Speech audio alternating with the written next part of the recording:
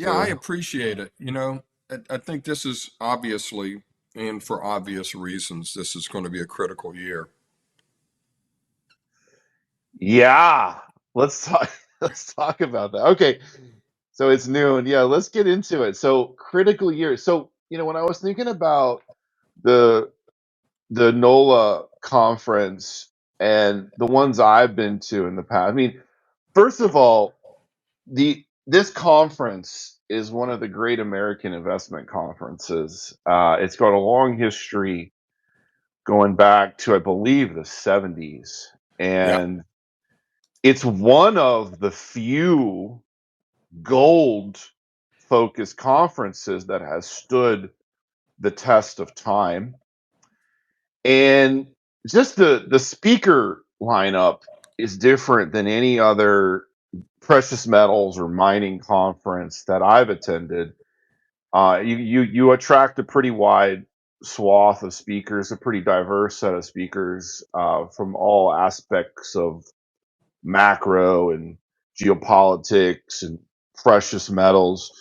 Um, so yeah, I kind of want to get your take on what's the flavor of the conference here in 2025. Yeah, you make a good point. The conference has evolved. It literally started to educate American investors on how to invest in gold after my predecessor and mentor and the guy who started everything, Jim Blanchard, was instrumental in giving that right or getting that right return to American citizens. I mean, people don't realize it was illegal to own gold until essentially the last day of 1974 in the United States. So he had his first conference in the spring of 1974, trying to prepare Americans and trying, teach them how to invest in gold. And it was a great success and grew and grew. And over the decades, it has evolved a bit. The 1980s and 90s, most of the 90s were kind of dismal periods for precious metals and mining stocks. So we evolved in those years and covered all the different markets, et cetera. But we always focused on geopolitics to some extent, really top end macroeconomic speakers, and kind of an underlying theme of personal liberty and sound money. In the 2000s, we Jim passed away in 1999, and I was fully in charge from then on.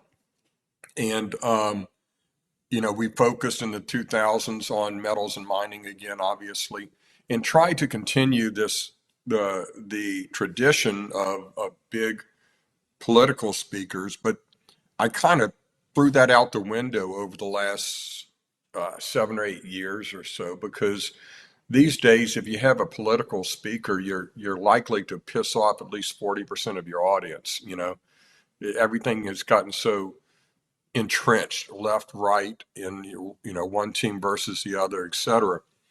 And I've tried to fill it out with just tremendous bench strength of great thought leaders that have come out of social media, Twitter, X, and the like, to extraordinary people that have risen to explain the extraordinary times that we're in, because nothing that we've been going through over really since 2008 has been normal by any stretch of the imagination, and we need to be prepared for what this trend portends. And so we've filled that out with just, and that's our business model, is get the speakers everybody wants to hear from and get more of them and just build value on top of value till you really are cheating yourself if you don't attend the event. So like I like to tell people, you can go to another conference and you might see one, two, even three or four of the speakers that we're featuring this year, but you're not going to see 40. And that is literally what we have here. I try to make it the best value and not by a small measure every year. And quite frankly, I think we've done it this year. And it's coming at a crucial time in the markets. I mean, if you're not looking to maximize this opportunity, you really are cheating yourself. So I think I've attended the conference 4 years. I think it was 2016, 2017, 2018, and maybe 2023, if I recall correctly. Um, so I think every year I've attended was pretty much a bear market environment for the junior miners, Hmm. the gold miners. I'm really interested to see the mood, this year. But what I'll say about the years I've attended, it just because it was a quote unquote bear market environment doesn't mean that the conference was downbeat. Actually, quite the opposite. I'm kind of interested in your take. You said that you've run it since 1999, so that's 25 years. So you organized it during some of the better years for precious metals, 2010, 2011. You also, I guess, did it in 2008. So what is the contrast that you've noticed from the really bad years and the really positive years for the sector?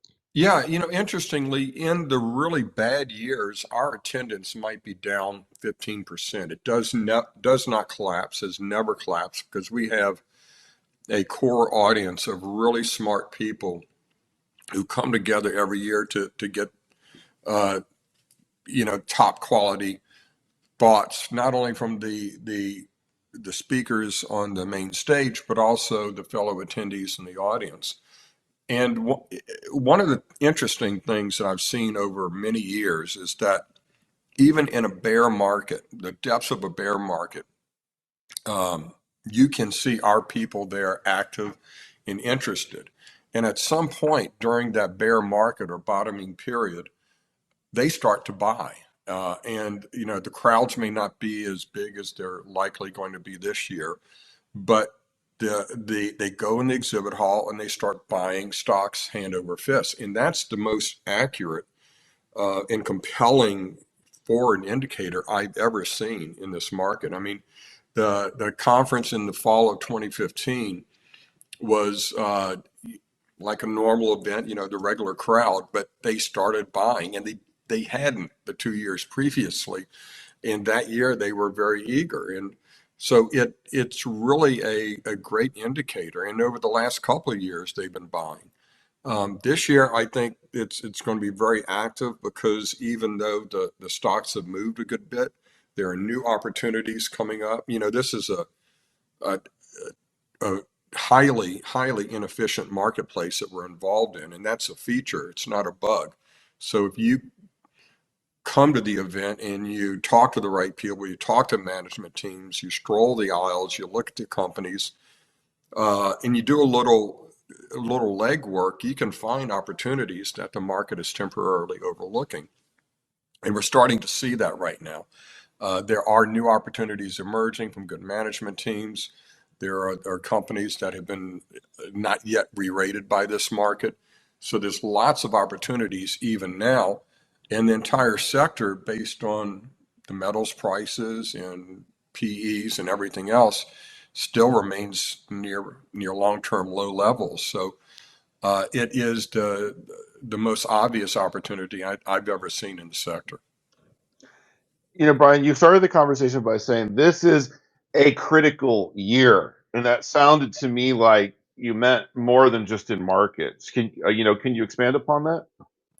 Yeah, we are, it's easy to say, we constantly say, well, this is an inflection point, but I think it's a trend really that has been going on for 4.5 decades since Volcker killed off inflation by raising interest rates over 20%. Uh, Money has gotten ever cheaper over those 45 years, and debts have gotten ever larger. And what we're seeing now, and obviously it's being reflected in metals prices, but what we're seeing is that we're in the end game of that trend. Central banks are realizing it for a number of reasons. They want to insulate themselves from potential dollar weaponization. That kind of started post Russia's invasion of Ukraine. But I think there's also a sense that this fiscal situation cannot endure, not just for the US, but every other developed economy that has built up massive debts over the decades and cannot endure interest rates that are even at normal levels, which current levels are. They're even low by historic standards. So interest rates uh, have to go lower, and they are. We've just begun an easing cycle, a new easing cycle, and I think that's obviously being reflected in metals prices. So it is a turning point, not just for metals, not just for miners, but for the U.S. and the global economy at large. It's being recognized by every actor in the market right now. It is yet to be recognized, I think, sufficiently by some of the more traditional markets like stocks and bonds. And that's what we need to explore going forward. It's not just the opportunity in metals and mining. It's protecting your wealth against, what this trend entails over the coming weeks and months and years. You know, the New Orleans conference is usually a retail conference. It's a retail crowd, and that's sort of the point of the conference is to bring the markets and precious metals to the average investor and to find a new audience in the U.S. And it does that job very well from what I've seen. I'm just curious with the 2025 environment and the roaring gold miner bull market that's literally making new highs as I speak these words. Is there anything that's different about who's signing up for the conference, who some of the attendees and speakers might be, this year? I wouldn't say there's much different. I think it's incumbent on me and everybody else in this market who's actually making it part of their business. I think it's incumbent on us to try and spread the market, build the market on the margins, get more generalists in. People have not been to the sector yet. And we've been somewhat successful in doing that over the last 10 years or so. Our attendees have gotten a bit younger and, more interested in other sectors as well as precious metals. And we've introduced them to precious metals. But I think so far we're still getting our core audience. I think it has been expanded politically in recent years with a number of not truly conservative, but more libertarian leaning investors. And we always introduce a few new people each year to the sector. But no, I think so far it's the typical investors by and large that have been involved in the sector over the years.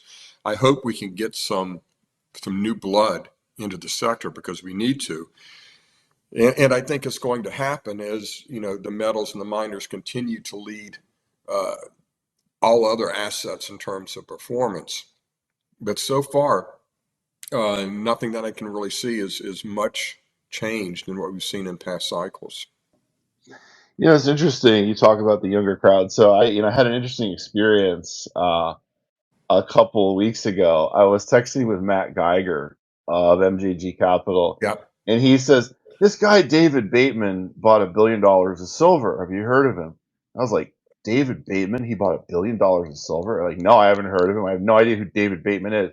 So I go on my X account and I search David Bateman and I pull up his profile and I see he follows me. I've never heard of the guy in my life. I scroll his timeline. He's pounding the table in precious metals and silver. The guy looks like he's in his 30s. He might be 40. Um, and I'm like, yeah, wow, this is crazy. Like, this is a different market because there for somebody to have bought $1 billion of physical and for me to not have heard of them is wild. For like, first of all, and then they're following me on X. I don't know who they are. So I followed the guy back and I retweeted his stuff. Like, yes, we are finding a younger audience. It's happening gradually. And that's the nature of a bull market. Yeah, it is. That guy is interesting. He was forced out of his tech company, which I'm not sure what it was, uh, due to some tweets that he had put out there or something back when in the cancel era, and was going to invest in multifamily real estate, put all his fortune in that to create generational wealth. And then he started looking into gold and silver and the history of the metals and plowed it all into the sector. I think he owns a few mining stocks, but mostly it's in gold and silver. And obviously it's grown considerably. But yeah, he's an example, I think, obviously at one end of the spectrum of the kinds of investors we're starting to attract here. And for the right reasons. We haven't gotten to that point where it's the new speculative in thing. It's not the new crypto, it's not the new AI yet, but really smart people who are buying gold because of its insurance aspects to protect against what they see ahead in terms of currency depreciation. That's kind of what we're getting right now. I think at some point we are going to get those people who are switching from one hot sector to the other. Those huge oceans of liquidity that are sloshing around the world, again, after 45 years of ever easier money, they flow into one hot sector after another. Lately, it's been AI. Well, the bloom is going to come off of that rose pretty soon. It's already happening, and they're starting to look for the next big thing. I think to some extent, metals and miners will become that. And we don't need to get all of that money. God help us if we do, because it's going to be just like Doug said, like Doug Casey said, trying to fit the contents of Hoover Dam through a garden hose, because this sector is still so small compared to every other sector. But if we just dip a ladle into those pools of capital, this market is really going to take off. And it hadn't happened yet. These moves we've seen so far are not anything like we will see once this becomes the next big thing. Yeah, the next big thing. Yeah, I was just texting somebody else this morning that, while we could certainly use a pullback here and get people a bit more worried again, the reality is that this bull market is probably not going to end until it's in a full-fledged bubble, right? And we're definitely not in a bubble yet. So there's more room to go. It just won't be in a straight line. Yeah, so that's really cool about David Bateman, because for a guy who made whatever he made in tech, a lot of money, to find precious metals as his store of value, and basically, he made the choice. I'm going to maintain my wealth and purchasing power. I'm rich already. I don't need to get rich. I just need to stay rich. Yeah. I'm not going to use gold and silver to stay rich. I think that's super cool. Um, what's your favorite panel of the conference, Brian? So, I mean, there's so much to digest during the 4 days of the NOLA conference. What's your favorite panel of the conference? Yeah, for years we used to have precious metals panel, mining stock panel, the economy panel, and global investing panel. And then a while back I'd realized that these are really fun things, and so I did away with the mining, or not the mining, the global investing panel, and I replaced it with something I called the booms, bust, and bubbles panel, and stocked it with some uh, really, I don't want to say controversial, but outspoken and funny and entertaining and uh, you know well expressed uh, experts and speakers, and that's always been extremely entertaining. And then a few years back, I started a panel called "The Future of Money," and that was designed to cover gold, silver, and crypto and Bitcoin and the like, and what we see into the future. And that's evolved to become a real highlight of the event. In fact, we almost had to physically restrain some speakers last year, most of which are appearing again on this year's panel. So, the entire market, I think, is looking forward to the fireworks that's going to erupt on that one, primarily because we have Peter Schiff with some Bitcoin advocates on the same panel. And Oh, wow. yeah, That's a good one. we may have to call security for this one. Peter Schiff versus Bitcoin bulls. Okay. Yeah, he and Larry Lepard kind of got after it a bit last year. And I've talked to both and are talking to both, but I think it's still going to be another raucous event. Larry's also a gold bull, though, right? So Yeah, they have some Larry's common great. ground. Larry's Yeah. great. His book, The Big Print, is extraordinary, and I recommend it to everybody. In fact, he's going to be signing a bunch of copies at the conference. So uh, another reason to go. Yeah, yeah, that is a good reason to go.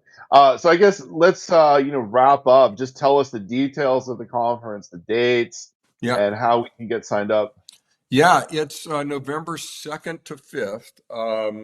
We are still at our lower registration fees. I have not raised them yet, but we'll be doing that soon. So if you register now, you can save up to $400 from the on-site registration fee.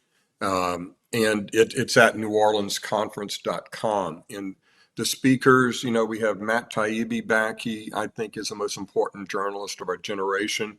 Rick Rule, of course, is going to be here again. We have Danielle DiMartino Booth, Brent Johnson, George Gammon, Peter St. Onge, Viva Free, Robert Kiyosaki, Mary Catherine Ham, Peter Bookvard, Jim Bianco, Jim Urio, Adam Taggart, Peter Schiff, Adrian Day, Mike Maloney, Alex Green, Dave Collum, Bob Prechter, Robert Helms, Larry Lepard, Jordan Roy Byrne, Dan Oliver, on and on and on. Tabby Costa, Lobo Tigre. Just, I really encourage people to go to our website, neworleansconference.com, and look at our lineup.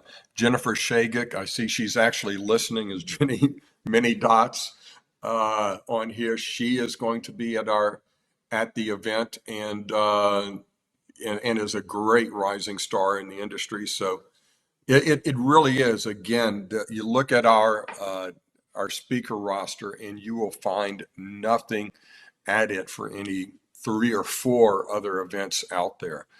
If and this is the time to go. In this kind of a market, if you don't go, you are seriously cheating yourself out of a lot of opportunity and a lot of strategies, frankly, to protect what you already have.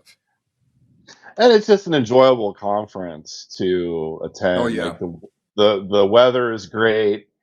The Saints aren't so great this year, but that's okay. We won't have to go to a Saints game this year. But there's a lot to enjoy, and the food is obviously fantastic. And it's also a kind of a laid back schedule where there's a lot of social time. There's a lot of time to catch up with friends and speak, with other investors. Definitely enjoyable. Yeah, I like to say that there's an intellectual energy and excitement around the event because everybody's in a somewhat exotic location. We have, great food and entertainment and ambiance in New Orleans. And we try to bring a lot of that into the event itself with a lot of special events and lavish receptions and the like. So you don't really have to leave the conference to experience it, but you can. It's all there within walking distance, and it's just you know, I know I'm talking my book here, but if you ask anyone who's ever been, that's our best advertising. It is a remarkable event, and we have a money back guarantee. If you don't feel like it was worth many times what you paid for it, we'll give you back your registration fee, no questions asked. In the 20 some odd years that we've been having that money back guarantee, I think we've given the money back three times. So that gives Oh, you I an want to idea. meet the three people who asked for their money I think they just went to the wrong, they thought it was something else. Okay. They thought it was an Amway conference or something, but they were just confused. But anybody who is a serious investor and comes to this event just has their mind blown, and they come back year after year. All right. Thank you, Brian. I appreciate it. I'll see you at the Big Easy November 2nd through 5th. Is that right? Second through fifth, November 2nd through 5th. It is a Sunday through Wednesday, and yep, you won't regret it. Thanks so much, Robert. I really appreciate it. Thanks, Brian. And this will be uploaded to my YouTube over the next couple days. Thanks, everybody, for tuning in. Cheers.